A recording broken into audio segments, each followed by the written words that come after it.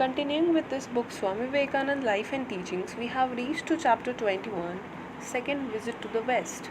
Swamiji's health grew worse when the weather became warm.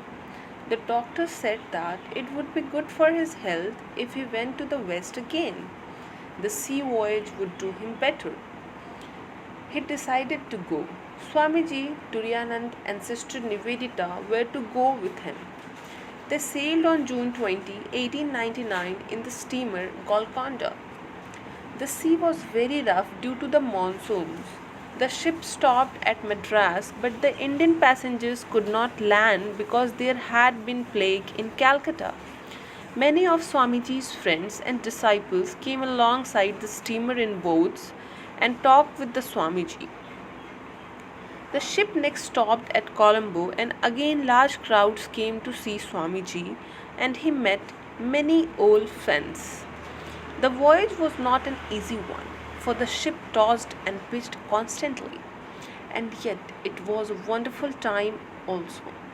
For Swamiji had long conversation with his companions and people. He said many interesting things about India and religious life. In this way, the time passed, and then on July 1, the ship arrived at London. Swamiji stayed there for 2 weeks and then sailed for America. Two American ladies had gone to London to meet him, and they joined the party on the voyage across the Atlantic. They enjoyed the voyage very much. After 10 days, the ship reached New York. Swamiji did not stay in New York but went to the country house of Mr. and Mrs. Leggett, his American friends.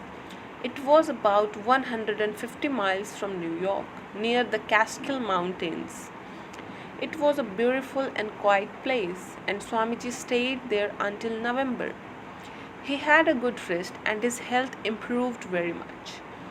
He was also glad to meet Swami Abhidananda, who had been working in America and was in charge of the Vedanta Society in New York.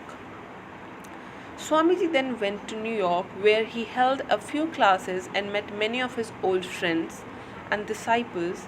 They were very happy to see Swamiji again. Others had read his books, and now they were able to come and meet him. After 2 weeks, Swamiji went to California on the west coast of United States. He went first to Los Angeles. Many people were eager to see and hear him. They had read about him in the papers and had read his books. Therefore, he had to give many lectures.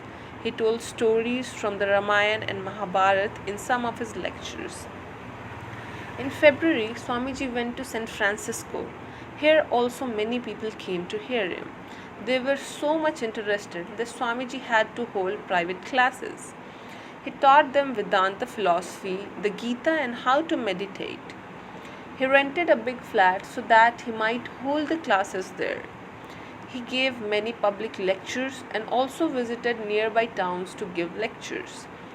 So many people began to come to the classes that Swamiji started a Vedanta society in San Francisco.